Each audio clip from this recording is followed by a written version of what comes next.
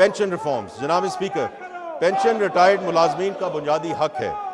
पिछली कुछ दहाइयों में पेंशन स्कीम में एग्जीक्यूटिव ऑर्डर्स के जरिए तब्दीलियां की गई, जिसकी वजह से सरकारी खजाने पर बोझ पड़ा।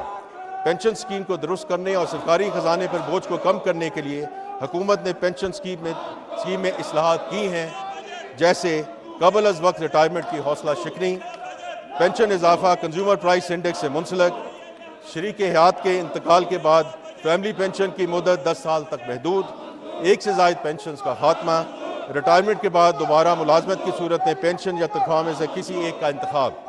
अब मैं उन अहम मौज़ूआत का अहाता करना चाहता हूँ जनाब स्पीकर कि जो कि कौमी अहमियत के हामिल हैं। पहले क्लाइमेट चेंज। जनाब स्पीकर, माहौलियाती तब्दीली पाकिस्तान के लिए एग्जिस्टेंशियल थ्रेट है। ये हमारी बका का मसला है। पाकिस्तान माहौलियाती तब्दीली से सबसे ज़्यादा मुतासरा मुल्क में शामिल है। माहौलियाती तब्दीली के मनफी असरात का सद्देबाब हुकूमत की अहम तरजीह में से एक है। माहौलियाती तब्दीली से निपटने के लिए बेशबहा वसाइल की ज़रूरत होती है। इसीलिए हुकूमत ने गुज़श्ता 16 माह में क्लाइमेट फाइनेंस पर खसूसी तवज्जो दी है और इस सिलसिले में नुमायाँ कामयाबियाँ भी हासिल हुई हैं। वर्ल्ड बैंक और IFC से कंट्री पार्टनरशिप फ्रेमवर्क के तहत पाकिस्तान को अगले 10 साल में $40 अरब के वसाइल मुहैया करेंगे। माहौलियाती तब्दीली से निपटना इस फ्रेमवर्क की अहम तरजीह है। इसी तरह एक साल की अनथक मेहनत के बाद IMF ने पाकिस्तान को $1.4 अरब की रेजिलियंस एंड सस्टेनेबिलिटी फैसिलिटी फराहम की है। हुकूमत पाकिस्तान ने पहले ग्रीन सकूक का भी इजरा किया है, जिसके ज़रिए माहौलियाती तब्दीली से मुतल्लिक़ मनसूबों के लिए मुकामी मार्केट से वसाइल की फराहमी मुमकिन हुई है। इन वसाइल की दस्तयाबी पाकिस्तान को माहौलियाती तब्दीली से महफूज बनाने में इंशाअल्लाह मददगार साबित होगी। मैं अब सोशल प्रोटेक्शन और बेनज़ीर इनकम सपोर्ट प्रोग्राम का जिक्र करना चाहूँगा। जनाब स्पीकर, हमारी हुकूमत एक जामे और मौसर समाजी तहफ़्फ़ुज़ के निज़ाम के ज़रिए मुआशरे के कमज़ोर तरीन तबक़ात के तहफ़्फ़ुज़ के लिए पुरअज़्म है। जारी माली साल 2024-25 के दौरान बेनज़ीर इनकम सपोर्ट प्रोग्राम ने कम आमदनी वाले ख़ानदानों को मुआशी मुश्किलात से बचाने में अहम किरदार अदा किया। 592 अरब रुपए के मुख्तस फ़ंड में से एक कसीर रकम के ज़रिए 99 लाख मुस्तहिक़ ख़ानदानों को गैर मशरूत नकद इमदाद फराहम की गई। इसके अलावा 1 करोड़ 16 लाख बच्चों को तालीमी वज़ाइफ के ज़रूर में माली मुआवनत फराहम की गई। BISP के नशोनुमा प्रोग्राम के तहत 15 lakh lactating and pregnant mothers को और उनके 16 लाख बच्चों को नकद इमदाद और ग़िज़ाइयत पर मबनी ख़ुसूसी खुराक फराहम की गई। माली शमूलियत के फ़रोग़ के लिए साल भर में 2,50,000 मुस्तहिक़ीन को फ़ाइनेंशियल लिटरेसी की तरबियत दी गई। Information technology. जनाब स्पीकर, IT का शोबा अपनी बरामदात की सलाहियत की वजह से मुल्की मईशत का एक इंतहाई अहम हिस्सा बन चुका है। डिजिटल गवर्नेंस और साइबर सिक्योरिटी के हवाले से पाकिस्तान की खिदमात का बैनुल अक़वामी सतह पर इतराफ़ किया गया है। Global cyber security index 2024, UNE government index और ICT डेवलप इंडेक्स में पाकिस्तान की बढ़ती हुई रैंकिंग मुल्क के IT शोबे की तरक्की का मुँह बोलता सबूत है। रवा माली साल के दौरान पाकिस्तान की ICT बरामदात में मुतासर कुन इजाफा रिकॉर्ड किया गया। साल के 10 महीनों में ये एक्सपोर्ट $3.1 अरब तक पहुँच गई, जो पिछले साल की निस्बत 21.2% ज़्यादा है। ये नुमाया इजाफा हुकूमती पॉलिसी के नतीजे में हुआ। अगले माली साल में भी इस शोबे में तरक्की का सफ़र जारी रखा जाएगा।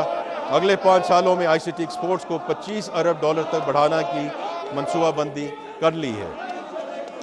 SMEs and affordable housing. जनाब स्पीकर, SMEs हमारी मईशत की खुशहाली के लिए रीढ़ की हड्डी की हैसियत रखती है। यही वजह है कि वज़ीर पाकिस्तान ने SMEs के फ़रोग़ पर खसूसी तवज्जो दी है। इस सिलसिले में वज़ीर आज़म ने एक स्टीयरिंग कमेटी तश्कील दी है ताकि तमाम सरकारी इदारों की मरबूत कोशिशों से इस शोबे को फ़रोग़ दिया जा सके। SMEDA ने 2024 से लेकर 27 तक के लिए 3 साला कारोबारी मनसूबा तैयार किया है, जिसके अहम अज़्ज़ा में SME फाइनेंसिंग में इजाफा, बरामदात का फ़रोग़, सनतों के माबैन रवाबत, ख़वातीन की कारोबारी शराकत और मौसमियाती तब्दीलों के असरात से तहफ़्फ़ुज़ शामिल है।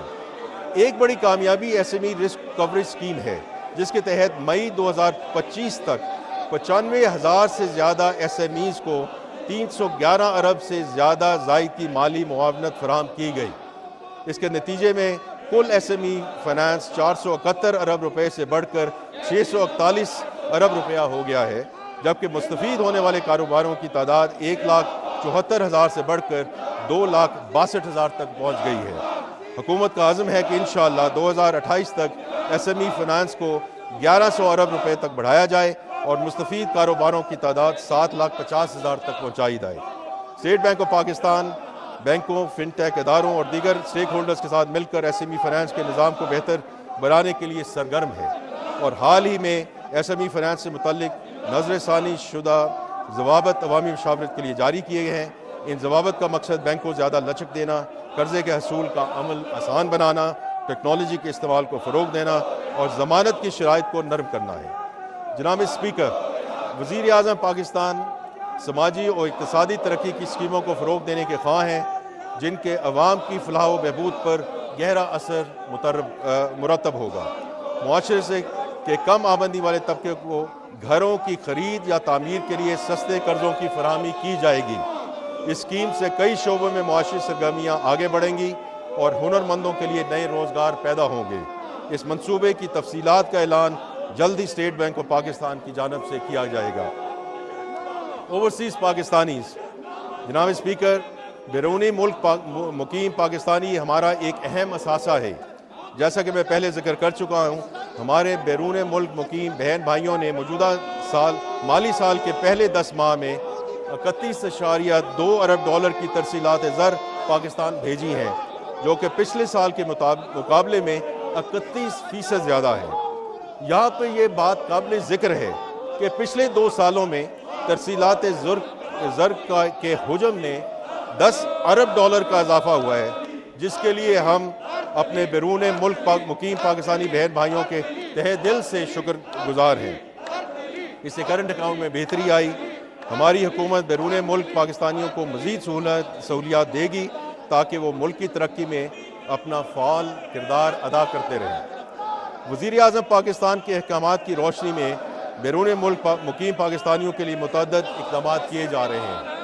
میں ان میں سے کچھ کا ذکر کرنا چاہتا ہوں، جیسے کہ خصوصی عدالتوں کا قیام عمل میں لایا جا رہا ہے، مقدمات کی رجسٹریشن اور شواہد اکٹھے کرنے کے لیے آن لائن سسٹم متعارف کروایا جائے گا اور جھوٹے مقدمات سے بچاؤ کے لیے متعلقہ سول پروسیجر لاز میں تبدیلی کی جائے گی۔